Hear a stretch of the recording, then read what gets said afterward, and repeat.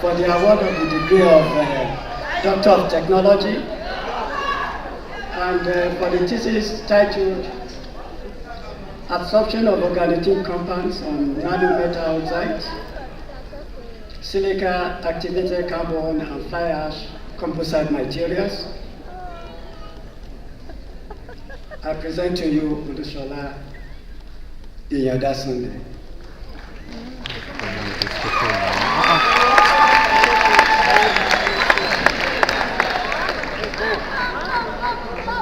Olusola Iyada Sunday grew up in Kwara State, Nigeria. He graduated from the University of Ilorin in 2005 with a BSc Honors in Chemistry, and in 2009 with a master's degree in Industrial Chemistry. Iyeda's research work focused on developing remediation method for the removal of organotin compounds from marine, that is dockyards, wastewater, and other industrial wastewaters. The use of organotin compounds in antifouling paints, pesticides, fungicides, and stabilizers has resulted in the presence of these compounds in environmental media. The resultant need for remediation of these compounds in wastewater materials is what initiated this study.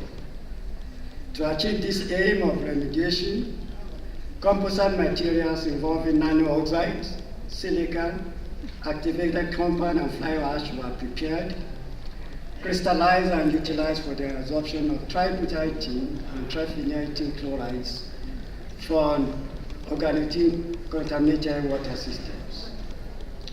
The results show that the use of this adsorbent from these materials, most especially the composites, is an important process that can be used to remediate these compounds in the harbors and wastewater systems. Olusola Sunday is very prolific. So far, his doctoral studies have produced 12 publications in accredited referred international journals, 3 conference proceedings, and we feel 5 other manuscripts under review. Olusola Iyada Sunday.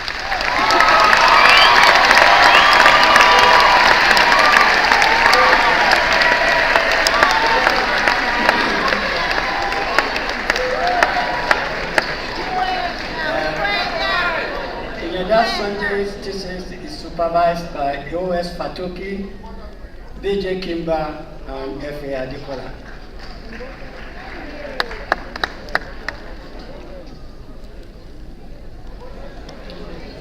Doctor of Technology Chemistry.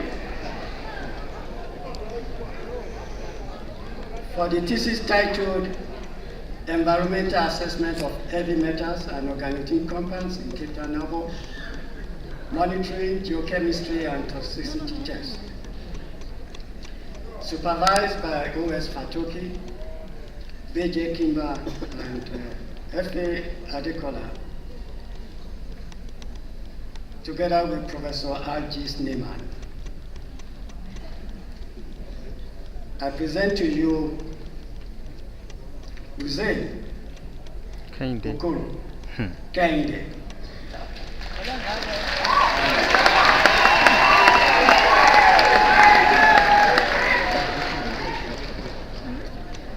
Hussein Kehinde Okoro was born in Owo, Nigeria. He works as a lecturer and researcher in the Department of Chemistry at the University of Ilorin, Nigeria. He belongs to he's a member of several professional bodies. Okoro's research aimed at developing methods for speciation analysis of organotin compounds in marine water system, and then to investigate the use of a biomarker method to monitor the toxicity of these compounds to mussels. In addition, the geochemistry of the sediment vis-a-vis speciation, mobility, and bioavailability of the metals in the sediment and heavy metals in seawater was studied. The investigation into the spatio-temporal variation of the two organoidin compounds in seawater and sediments revealed that the concentration varied in terms of location as well as season, concluding that this could have been the result of variation in sea traffic. The study showed that the black mussels is suitable for the use as a biomonitor species in which neutral red retention time assay method can be employed as a toxicity monitoring technique. A ban on the use of antifouling agents has been enforced in the European and other developed countries, but not in Africa. The study points out that there's a need for the South African government to ban the use of these compounds in products and ban the docking of ships coated with these antifouling paints in the marine environment of South Africa. Mr. Okoro is also very prolific. He has produced 11 published articles from his journal and presented 6 international conferences. I present to you Jose Keide Okoro.